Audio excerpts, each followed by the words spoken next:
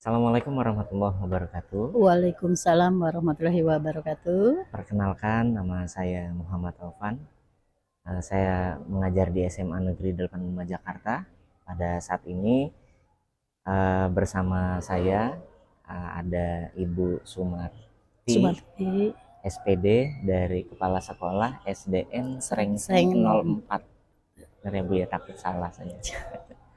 Ya, pada kali ini saya alhamdulillah dapat berkesempatan bertemu bersilaturahmi dengan Ibu, dan mohon izin Ibu, saya juga mohon izin untuk mewawancarai Ibu baik, terkait dengan siap, tugas saya, siap.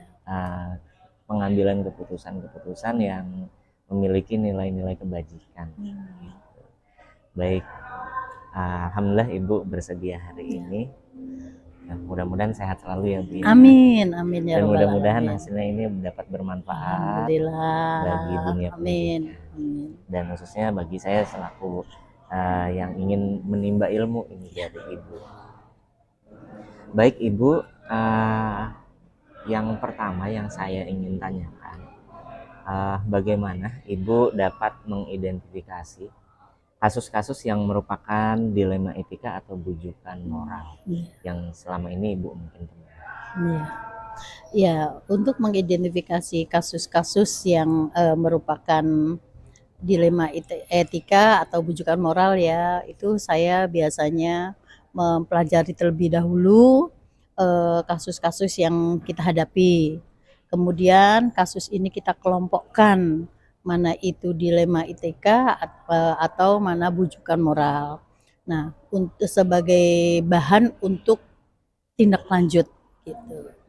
Nah ya, jadi 3 step itu ya Bu ya. Ya, Jadi mempelajari kasusnya, kemudian ya mengelompokkan, mengelompokkan. memilah-milih Iya ya Bu ya mana betul, yang lalu kemudian bahan hal untuk tersebut tindak menjadi lanjut. untuk bahan. Iya. Uh, Selama ini bagaimana Ibu menjalankan pengambilan keputusan yang di sekolah yang Ibu pimpin selama ini, terutama untuk kasus-kasus di mana ada dua kepentingan yang Iya. sama-sama benar atau mengandung sama-sama nilai kebajikan Ibu? Biasanya saya mengambil keputusan itu tidak sendiri ya. Saya mengajak wakil kepala sekolah saya. Kalau memang belum bisa juga ada keputusan bisa kita ambil, kita biasanya berdiskusi yang melibatkan ada guru, ada siswa, bahkan orang tua. Ya, dengan melihat dari berbagai sudut pandang ini, maka kita mudah untuk mengambil keputusan. Jadi semuanya terlibat ya Bu ya? Terlibat, iya. Kalau memang dari mungkin saya atau wakil kepala sekolah belum bisa memutuskan, kita libatkan warga sekolah, gitu. Baik, seluruh pemangku kepentingan di situ ikut Iya Ibu betul, ambil iya. ininya ya Untuk Bu ya, dimintai pendapat minta juga. pendapat, terbuka ya Bu ya Iya. namanya. Baik, yang selanjutnya Bu, langkah-langkah atau prosedur seperti apa yang biasanya Ibu lakukan sebenarnya? Kalau langkah-langkah yang baku itu kita tidak ada ya, kita fleksibel aja, kapan ada kasus dan mungkin kasus itu memang harus segera diselesaikan, maka akan kita selesaikan. Tapi kalau memang kasus itu bisa kita musyawarahkan, akan kita musyawarahkan bersama warga sekolah. Jadi tidak tergesa-gesa dalam Iya jadi betul. bisa bisa fleksibel, bisa Iya. mungkin bisa cepat, Iya. mungkin bisa perlu ada agak berat gitu konsultasi Betul, atau iya. butuh pandangan dari sisi yang Betul. lain. Baik, yang selanjutnya Bu, hal-hal apa saja yang selama ini Ibu anggap efektif dalam pengambilan keputusan pada kasus-kasus dilema etika? Ya. Untuk hal-hal yang efektif adalah kita biasanya mengumpulkan fakta-fakta terlebih dahulu, Pak. Kita kumpulkan fakta-fakta yang relevan berkaitan dengan masalah tersebut ya. Nah, setelah itu kita juga bisa mendengar dari beberapa pihak. Jadi bukan hanya fakta-fakta yang kita lihat, tapi kita bisa juga bisa mengambil atau mendengar dari orang-orang di sekitar situ ya, pihak-pihak yang merupakan untuk langkah mengambil keputusan. Iya, iya. Jadi uh, faktanya Ya, harus kita ketahui dulu kita sebelum ketahui melakukan pengambilan mengambilan keputusan. keputusan. Iya, bahkan kita Karena juga mendengar dari pihak-pihak lain juga gitu. ya nggak tergesa-gesa Iya. ya Bu itu. Baik, Mm. hal apa saja yang selama ini merupakan tantangan dalam pengambilan keputusan pada kasus-kasus dilema etika? Ya, tantangan yang saya hadapi adalah ketika menghadapi situasi di mana kita tidak bisa menyenangkan ya semua pihak yang hadapi keputusan ini gitu. Mungkin ada pihak-pihak yang akan kecewa dengan keputusan saya ini. Itulah tantangannya. Karena walau bagaimanapun juga, karena ini sama-sama benar, tapi tetap Iya, ada dua ada yang pihak yang saling bertolak belakang nih Bu dikecewakan ya. ya Iya. pasti ya. Baik. Apakah Ibu memiliki sebuah cara atau jadwal tertentu dalam sebuah penyelesaian kasus dilema etika? Atau apakah Ibu langsung menyelesaikannya di tempat atau memiliki sebuah jadwal untuk menyelesaikannya, bentuk atau prosedur Ya, yang seperti apa? kita tidak mempunyai jadwal yang kita buat ya, tapi keputusan itu diambil kalau memang kasusnya ini memang urgent harus segera diselesaikan, maka akan kita selesaikan. Tapi kalau memang masih bisa kita musyawarahkan dengan warga sekolah, ya kita musyawarahkan terlebih dahulu. Jadi tidak ada jadwal yang baku gitu loh. Ya, Jadi sebagaimana yang sifatnya tadi ya, iya. fleksibel gitu. Iya, betul. Jadwalnya sesuai dengan kebutuhan. Betul, kapan Kalau diperlukan. harus, kapan diperlukan Iya. ya Bu ya. Baik. Kemudian adakah seseorang atau faktor-faktor apa yang selama ini mempermudah atau membantu Ibu dalam pengambilan keputusan dalam kasus-kasus dilema etika? Ya. Biasanya yaitu tadi seperti yang di awal tadi saya akan melibatkan wakil kepala sekolah, teman-teman sejawat ya, guru-guru gitu loh ya. Atau kalau memang kita perlu memanggil orang yang lebih kompeten lagi untuk mengambil keputusan ini gitu supaya keputusan ini tidak salah. Memanggil ahli Memanggil ahlinya yang yang berkompeten ya. memang benar-benar mungkin dari pihak ketiga Iya. atau pihak yang sama sekali netral gitu Iya, ya, nggak betul. memihak siapapun. Dari ini yang terakhir Bu, dari semua hal yang telah disampaikan, pembelajaran apa yang kira-kira Ibu dapat selama ini dalam pengalaman Ibu mengambil keputusan dilema etika? Ya, setiap pengambilan keputusan itu kan pasti ada beberapa unsur ya yang saya dapatkan, misalnya keberpihakan pada siswa atau mengacu pada nilai-nilai kebaikan yang diyakini, serta keputusan yang kita ambil itu harus bisa dipertanggungjawabkan. Itu ada 3 hal yang saya dapatkan. Ya. Harus bisa dipertanggungjawabkan. Iya. Kemudian setiap pengambilan keputusan itu ya memang harus dipertimbangkan matang-matang. Betul ya. Dan bisa dipertanggungjawabkan. Baik Bu. Terima kasih Ibu atas Sama-sama, waktu yang telah diberikan iya. kepada saya dalam mewawancarai keputusan yang terkait dengan dilema etika.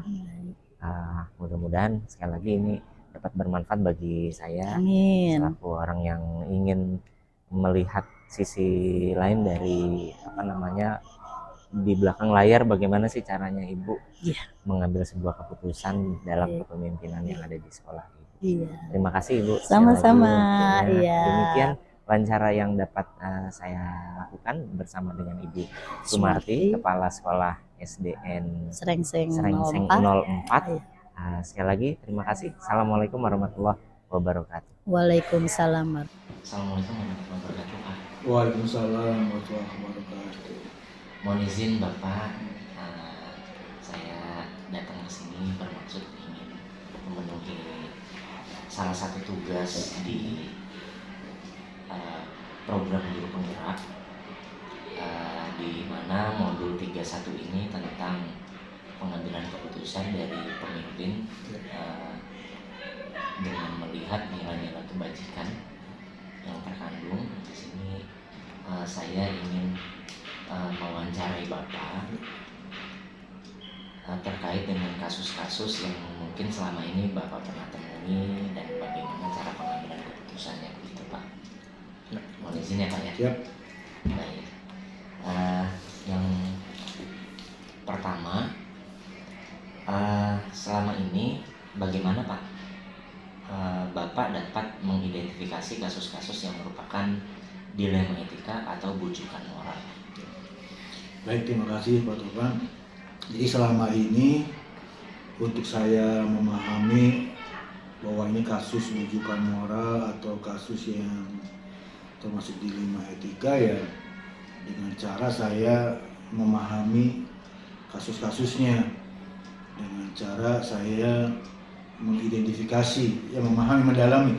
Oh, ternyata dari kasus ini ada atau terdapat dua nilai-nilai atau nilai kebajikan yang bertentangan gitu kan. Oh, berarti ini kasus dilema etika. Tapi kalau hanya satu nilai, ya berarti ini bujukan moral ya gitu. Jadi dengan cara memahami kasus-kasusnya, dengan cara mengidentifikasi kasus. Mengidentifikasi kasusnya. Jadi ada halnya kita dihadapkan, Bapak dihadapkan dengan kasus dilema etika, atau ada kalanya juga bujukan moral. Ya, Yang selanjutnya Pak, bagaimana Bapak menjalankan pengambilan keputusan di sekolah ini, terutama untuk kasus-kasus di mana ada dua kepentingan yang sama-sama benar atau sama-sama mengandung nilai kebajikan? ya. Dari pengalaman saya hampir 2 tahun ini di 85, di dalam menghadapi kasus-kasus yang adanya pertentangan dua nilai-nilai kebajikan atau dilema etika, memang ini kasus yang cukup menantang. Jadi biasanya saya tidak langsung membuat keputusan, tapi saya mendalami kasus tersebut dan mempelajarinya dalam suasana yang nyaman. Saya pelajari, mendalami kasus-kasusnya, ya tentunya dengan tahapan pertama tadi, apa sih nilai-nilai yang bertentangan, kemudian siapa saja tuh yang terlibat, pihak-pihak mana saja yang terlibat dalam kasus tersebut. Kemudian saya mengumpulkan informasi mungkin dengan cara ya, berkumpul dalam tim, juga dengan cara yang lain untuk mengumpulkan data atau informasi atau fakta gitu kan. Nah, setelah saya memahaminya kasus tersebut, diantaranya ya saya menetapkan beberapa alternatif solusi, kemudian dipertimbangkan, oh jika solusi ini yang diambil, oh resikonya ini. Kemudian lain itu juga nilai-nilai mana nih yang lebih banyak memberikan manfaat atau kemaslahatan buat orang banyak. Kalau di sekolah tentunya yang paling banyak adalah ya bisa siswa atau murid itu kan, terutama pelanggan kita di murid. Jadi kita utamakan, kita pilih nilai kebajikan yang untuk memberikan manfaat atau memenuhi kebutuhan buat orang yang lebih banyak.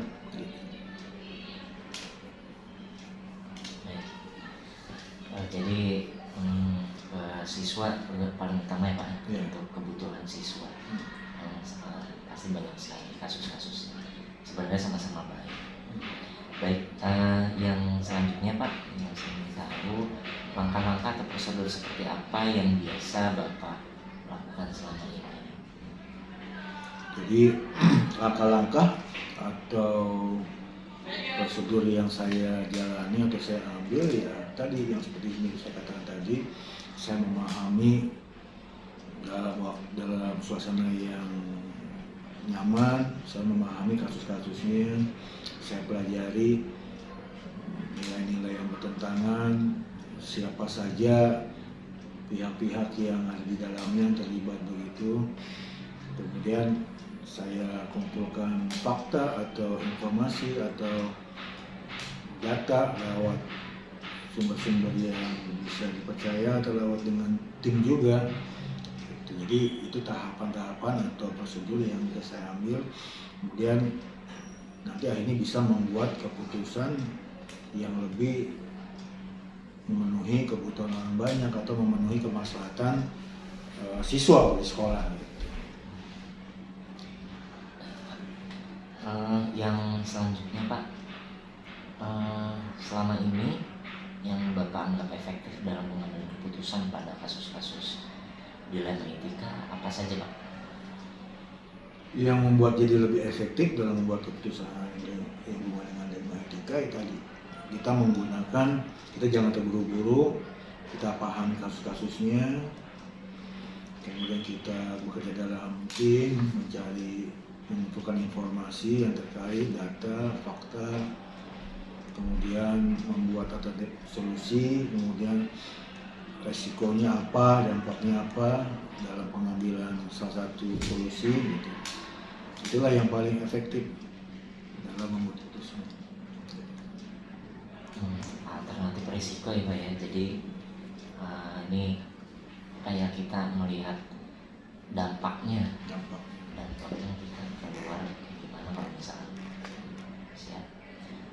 Yang selanjutnya, hal-hal apa saja yang selama ini merupakan tantangan dalam pengambilan keputusan pada kasus-kasus dilema etika? Yang menjadi tantangan atau hal-hal yang tantangan ya pertama yang membuat keputusan itu sendiri. Yang pasti tidak mudah membuat sebuah keputusan, tidak mudah.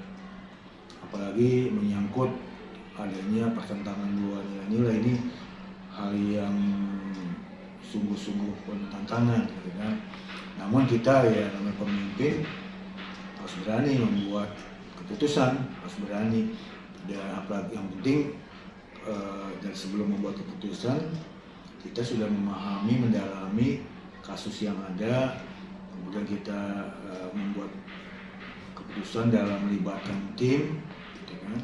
Kemudian kita ya harus berani menanggung risiko setelah tahapan-tahapan itu kita lalui, kita ambil, kita jalani. Siap ambil risiko ya Pak. Misalkan dengan keputusan dan tim juga sangat mempengaruhi dalam tantangan. Yang selanjutnya Pak, apakah Bapak memiliki sebuah tata kelola atau jadwal tertentu dalam sebuah penyelesaian kasus dilema etika? Apakah Bapak langsung menyelesaikan di tempat atau memiliki sebuah jadwal untuk menyelesaikannya? Bentuk atau prosedur seperti apa yang Bapak jalankan? Jadi yang namanya kasus itu kan datangnya kita tidak tahu. Jadi yang namanya istilah jadwal mungkin kurang pas. Intinya jika terjadi munculnya sebuah kasus, maka apalagi yang kasus-kasus yang cukup menantang, cukup berat di dalam membuat keputusan seperti adanya dua nilai-nilai yang bertentangan, maka yang terpenting adalah bukan tadi bukan membuat jadwal, tapi saya tidak tergesa-gesa, tidak terburu-buru untuk membuat keputusan, tapi butuh waktu yang cukup, butuh waktu yang membuat kita konsentrasi untuk memahami kasus-kasusnya, memahami sebab-sebabnya, memahami siapa saja yang terlibat, kemudian resiko yang mungkin muncul dari keputusan kita ambil gitu kan. Kita bekerja dalam tim, kemudian kita minta arahan dari atasan kita, kemudian juga kita belajar dari pengalaman, banyak hal. Intinya setelah itu kita lalui, kita harus cepat membuat keputusan dan siap untuk mendapat atau mengambil resiko untuk kemudian kita ambil langkah-langkah selanjutnya.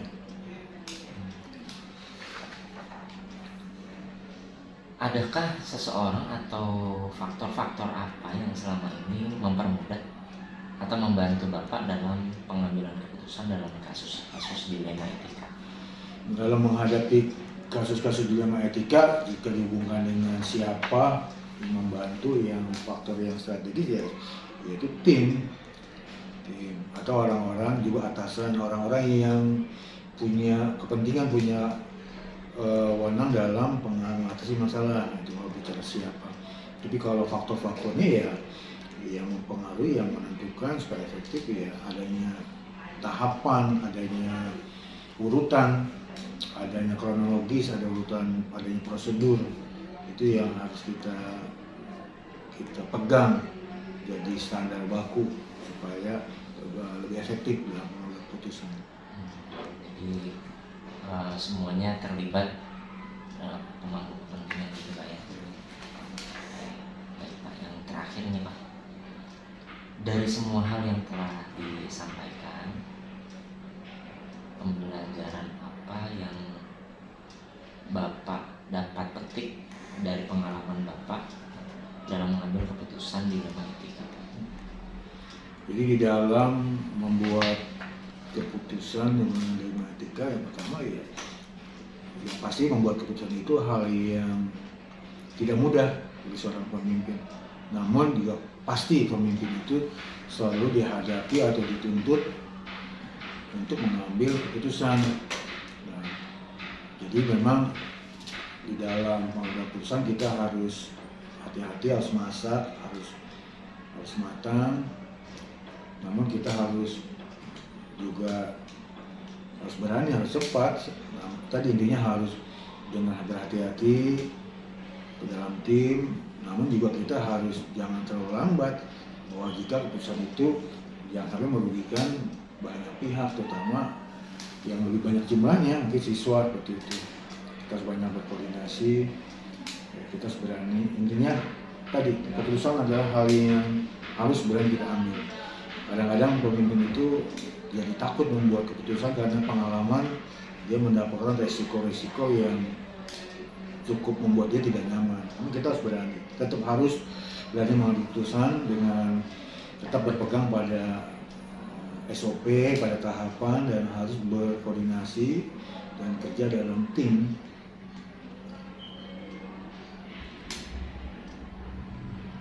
Kerja tim. Baik Bapak, terima kasih atas informasinya dan waktunya yang telah Bapak sediakan. Mohon maaf jika saya datang mengganggu waktu Bapak dalam bekerja. Nah, sekali lagi saya mengucapkan terima kasih atas waktu yang telah diberikan. Mudah-mudahan ini sangat dapat bermanfaat bagi tugas saya. Ini pasti sangat membantu saya di perjalanan karir saya ke depan. Terima kasih atas pengalaman Bapak. Yang pasti saya tidak terganggu dan terima kasih bisa berbagi, sharing. Mudah-mudahan Pak Topan lancar dalam kegiatan, mengikuti kegiatan program guru penggerak. Amin. Terima kasih banyak.